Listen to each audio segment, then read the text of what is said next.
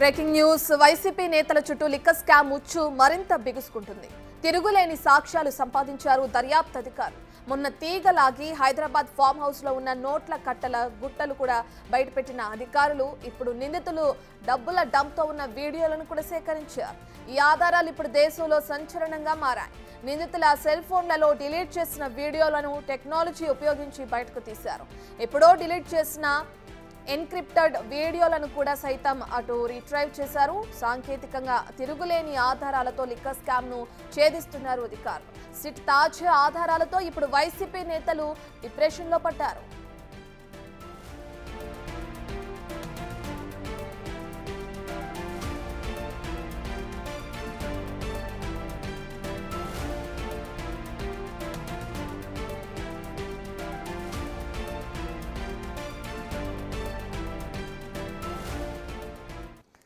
Liquor scam కి సంబంధించిన పూర్తి డీటెయిల్స్ అందించడానికి మా ప్రతినిధి శివ అందుబాటులో ఉన్నారు. శివ, మనం వీడియోలో చూస్తున్నాం ఆ నోట్ల కట్టలని లెక్కేస్తూ కూడా ఒక ప్రధాన అనుచరుడు ఆ వీడియోలో కనిపించడం కూడా మనం చూస్తున్నాం. దీనికి సంబంధించి వైసీపీ అటు తనని తాను డిఫెన్స్ చేసుకునే పనిలో కూడా ఉంది.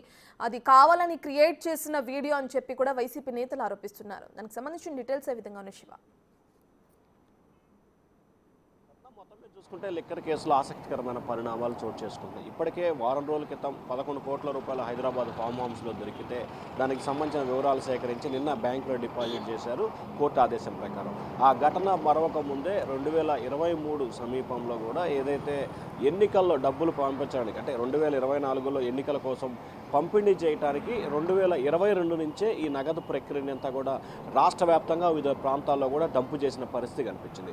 సో ఈ డంపు చేసిన వీడియోకి సంబంధించి అంటే వీరికి ఎక్కడెక్కడైతే ఏ డిక్షనరీల నుంచి అయితే డబ్బులు వస్తాయో వాటన్నిటిని కూడా ఒక చోట పేర్చి పలానా దగ్గర నుంచి ఇంత డబ్బులు వచ్చినాయి అని చెప్పి కూడా వాటన్నిటిని కూడా వీడియో రికార్డ్ చేసి చెవిరెడ్డి భాస్కర్ రెడ్డికి, అలాగే ఈ కేసులో ప్రధానమైన సూత్రధారి పాత్రధారి ఉన్న కసిరెడ్డి రాజశేఖర్ రెడ్డికి వీడియోలు తీసి పంపించిన పరిస్థితి కనిపిస్తోంది. 2022-23 సమయంలో కూడా ఏదైతే వెంకటేష్ నాయుడు చెవిరెడ్డి భాస్కర్ రెడ్డి ప్రధానమైన అనుచరుడు ఎన్నికల నాటికి సంబంధించి కూడా ఈయన వద్ద నుంచే రాష్ట్రంలో వైఎస్ఆర్సీపీకి సంబంధించిన ఎమ్మెల్యేలకి ఇన్ఛార్జీలకు కూడా డబ్బులు పంపిణీ ఈయన ద్వారానే జరిగింది. సో ముఖ్యంగా ఉమ్మడి చిత్తూరు, ఉమ్మడి ప్రకాశం, ఉమ్మడి నెల్లూరు జిల్లాకు సంబంధించి ఎక్కువగా పంపిణీ కార్యక్రమం ఈయన చేతుల మీదుగానే జరిగింది.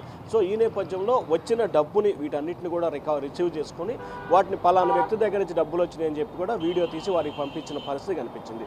సో ఏదైతే సిట్ కేసు నమోదవటం దర్యాప్తు కొనసాగుతున్న నేపథ్యంలో వీరి ఫోన్లలో మొత్తం ఉన్న డేటాను మొత్తం కూడా డిలీట్ చేసిన పరిస్థితి కనిపించింది.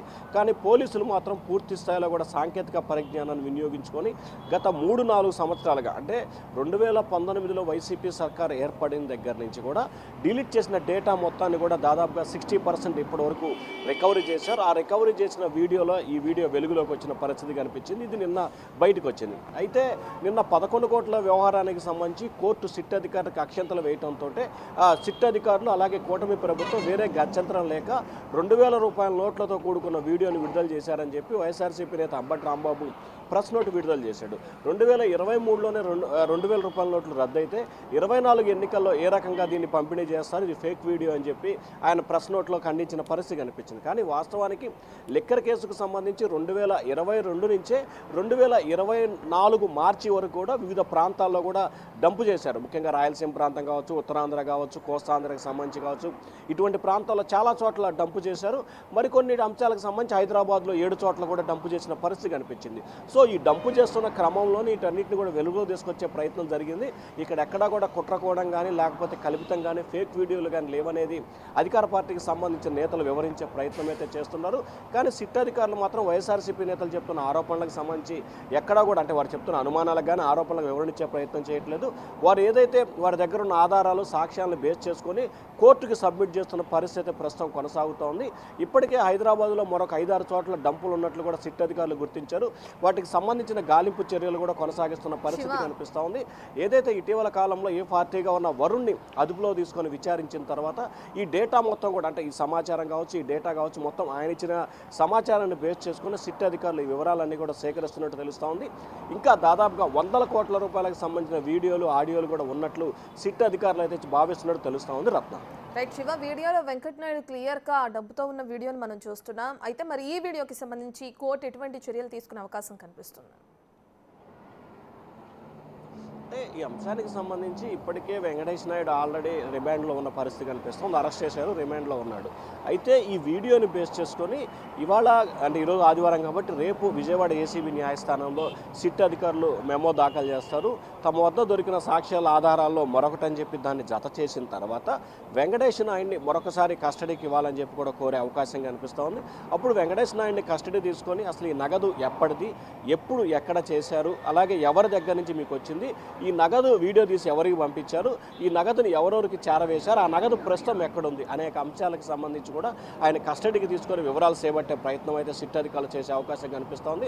సో సిట్ అధికారులు కోరినట్లు కూడా ఏసీబీ న్యాయస్థానం కస్టడీకి ఇస్తుందా, లేకపోతే గతంలో ఆల్రెడీ కస్టడీకి ఇచ్చాం మళ్ళీ ఎందుకని ప్రశ్నిస్తుందా అనే దానికి సంబంధించి కూడా 1-2 రోజుల్లోనే క్లారిటీ వచ్చే అవకాశం అయితే కనిపిస్తోంది. అయితే లిక్కర్ కేసు వ్యవహారానికి సంబంధించి సిట్ అధికారులు సాధించిన సాక్ష్యాధారాలకు సంబంధించి మరొక కీలకమైన సాక్ష్యాన్ని అయితే ప్రస్తుతం అధికారులు సాధించినట్లు కూడా భావించాలి. Ratna. Right, thank you Shiva.